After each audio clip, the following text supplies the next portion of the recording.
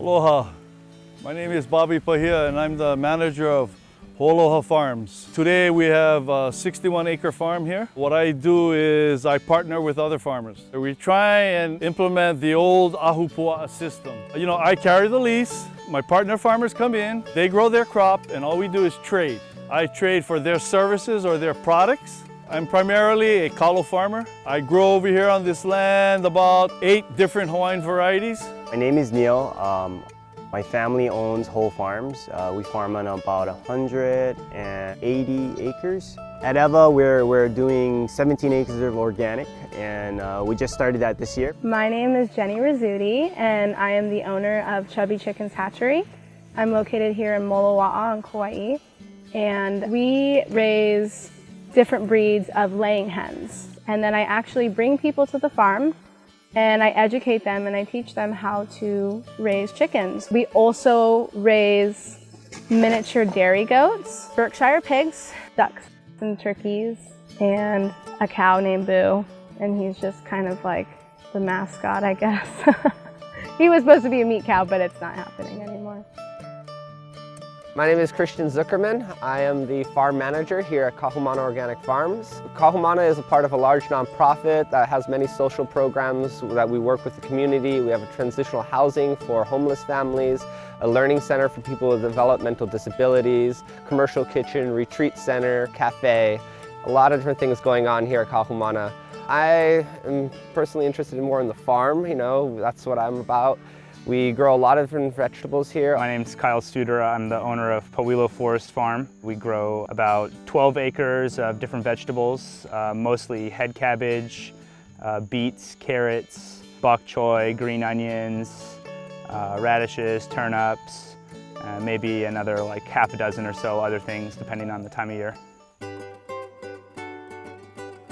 The reason why I got into farming, especially kalo, I'm strictly a kalo farmer, that's what I do. The reason why I do it is because today in Hawaii, poi and taro has become a luxury item. So our native people cannot even afford to eat our native food. That's why I grow it. So when I graduated from high school, I went to DeVry University in LA. I studied network communication management for 4 years. When I graduated from college, my sister gave me a call and she told me that she needed help. So I was kind of hesitant, but I eventually did move back, and definitely there's no turning back. When I was young, I legally emancipated myself and went and lived in the mountains. I just kind of lived in a secluded area on the island, and I then learned how to hunt and grow food and just kind of live off the land and live sustainably. And I did that for about 2 years, and then I decided that I wanted to be a farmer. I've always had this passion to farm at one point in my life. I never quite expected to be farming this early on. It's sort of where I graduated college, came back here, and the farm manager at the time was leaving, and they sort of asked me to step in for a couple months just to keep things going until they found a new manager. And here I am 4.5 years later, still going and loving what I do. The way that I got into farming was my senior year of high school. I met some folks in my hometown that were organic farmers, and I just went and helped out with them, and we became friends, and I just realized how much I liked their lifestyle and what they did. And I didn't get into farming right out of high school. I went to college for fine arts, and ended up just feeling really unsatisfied with it after a year, and felt like I was spending a ton of money, and so went back and got involved in farming again.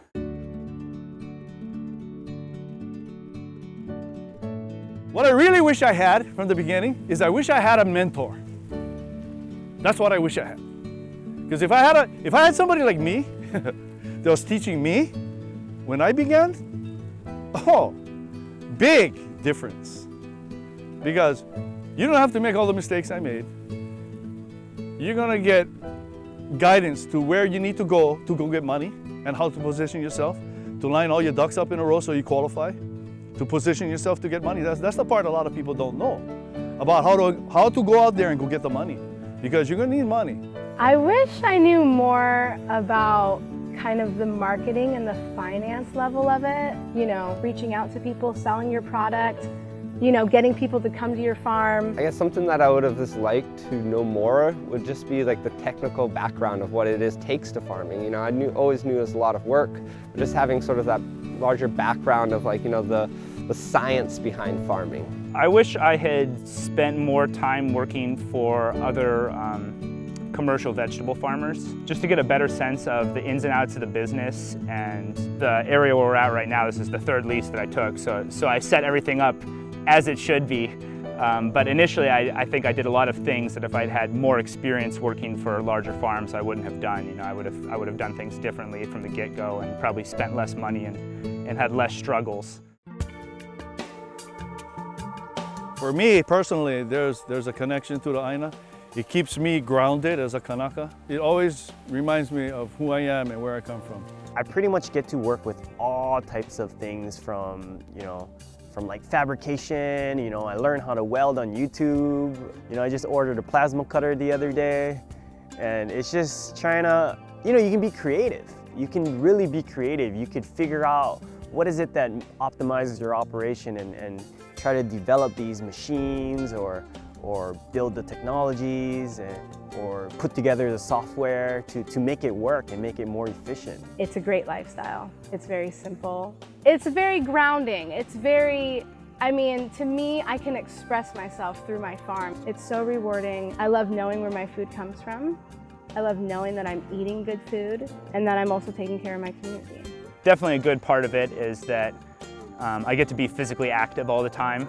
I really hate sitting at a desk in a chair, and I hated school as a kid. I'm my own boss, and I get to do something that I love, and I get to eat better than most people, I'd say, because I have tons of fresh vegetables all the time. You know, like I said, I couldn't have it any other way, really. You know, the hardest thing about the farming deal was finding land with a secure lease and finding water security. And I know that those are some major components with any farmer, and financing. Actually, one thing that I would say that I think is part of the reason that you don't see so many people getting into farming here is the ability to get access to land. I have no equity in this land at all.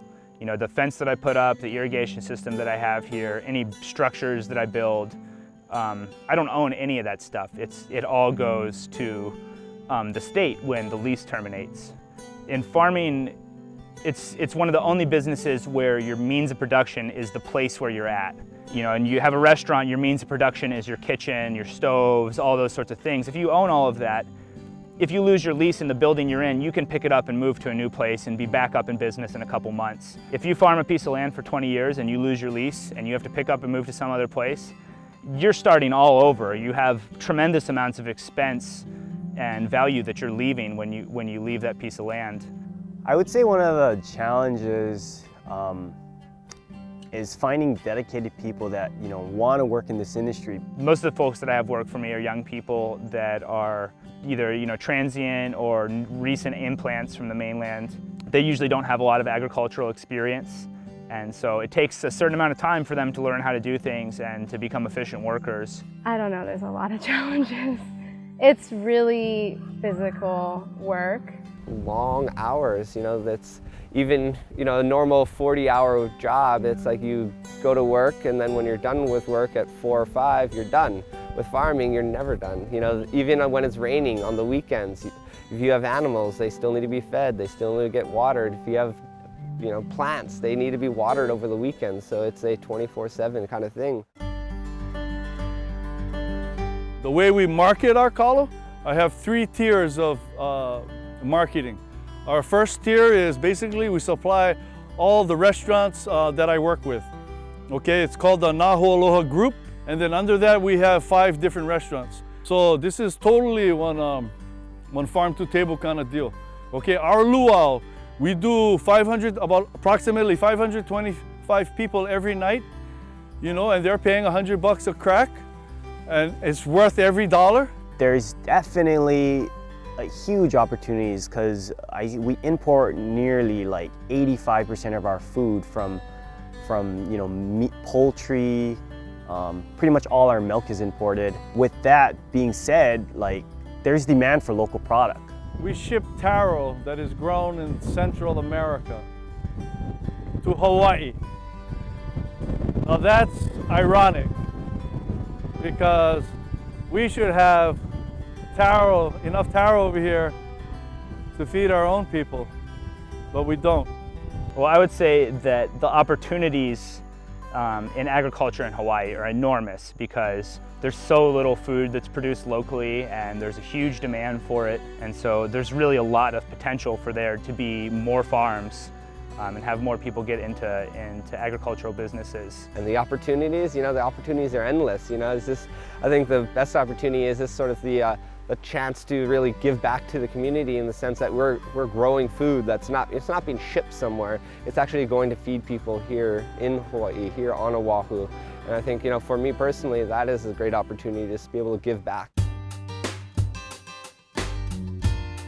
GoFarm Hawaii program, I think that's a great program. Number one, because we don't have any other programs like that out there, okay? So, there we go. We finally have some kind of program that can at least teach people or expose people to the farming world.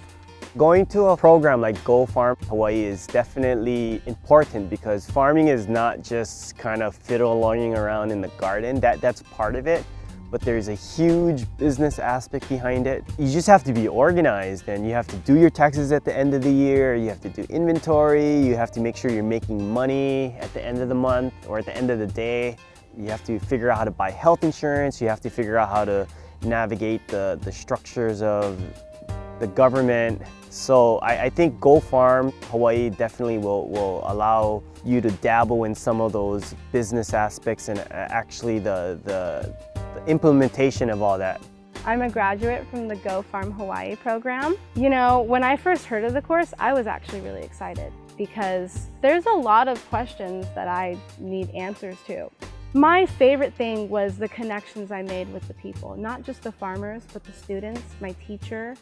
We had people fly in from all over the islands and do talks on soil and management and everything you could possibly think of.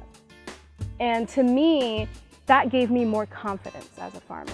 And not only that, I have other people to back me now from all these different farms and all these different students that I met, and I actually still stay in contact with a lot of the students. Even my teacher, he actually, he's a great guy, and if I ever have questions, I give him a call and he'll answer. So it's just another sign of being like, you want to be a farmer? Well, you're not alone. It's all about networking.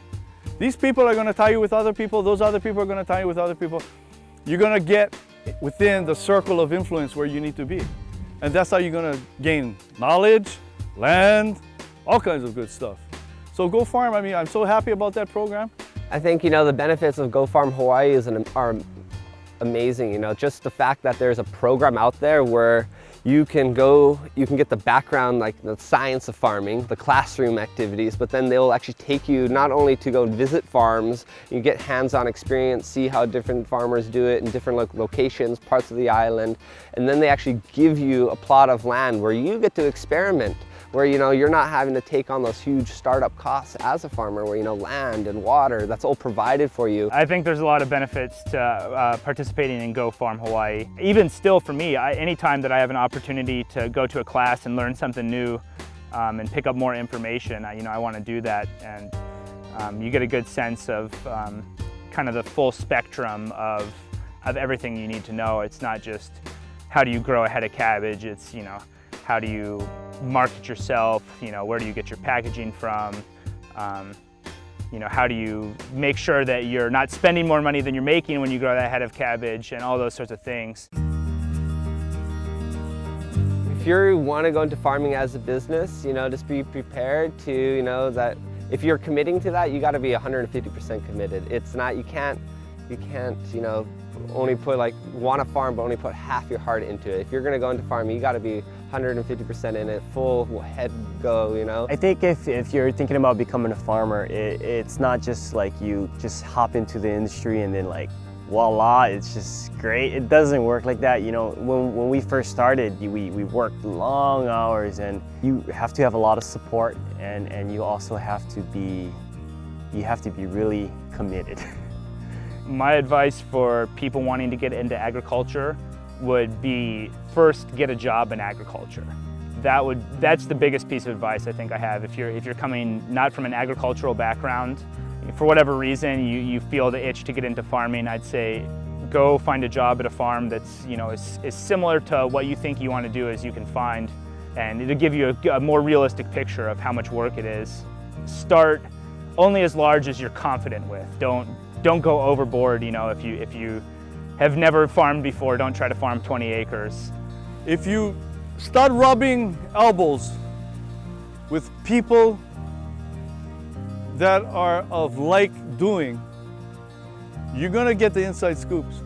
In other words, you go get around farmers, go get around the farm bureaus. Kind of go over there, start poking, start asking questions, start just getting the feel of what's going on, because that's where you're gonna find the opportunity. That's where you're gonna run into people like me who can help you get an opportunity. Because if you're like, let's say you came to Maui and you knew nobody, okay? And you want to farm. Well, it's going to be very difficult because you don't know the people there, right? So you got to get in a circle where you can get to know people that are in the farming industry already. So for those who want to be a farmer, please keep doing it, please, because when it comes down to it, we need more farmers right now, more than ever. I mean, you want to talk about our future and our keikis and our islands. That's what we need. We need more farmers. We need people that are into caring for our aina, caring for our keiki, making sure that this land is going to be cared for. I mean, that's what the Hawaiians used to do back in the day. It was their love and their connection through the lands. It is not an easy path. It's not, but it is very rewarding. It is, and just keep that. Keep believing yourself. And like I said, people have your back. You have support, and just remember that, and just keep going, because we need more people that want to farm this land. We really don't know what lineage this particular kalo is, but I'm sure it's hundreds and hundreds of years old. And how is that perpetuated? By doing what we just did to the oha and creating a seedling and planting it. This is where we got the word ohana from this kalo, from Holoa. You have the makua, which is this, what I'm cleaning. And then you have the oha, the sons and daughters. I don't know how many years these plants represent, the lineage. I know it's hundreds and hundreds of years. That's just so cool. This taro's been around longer than all of us. So.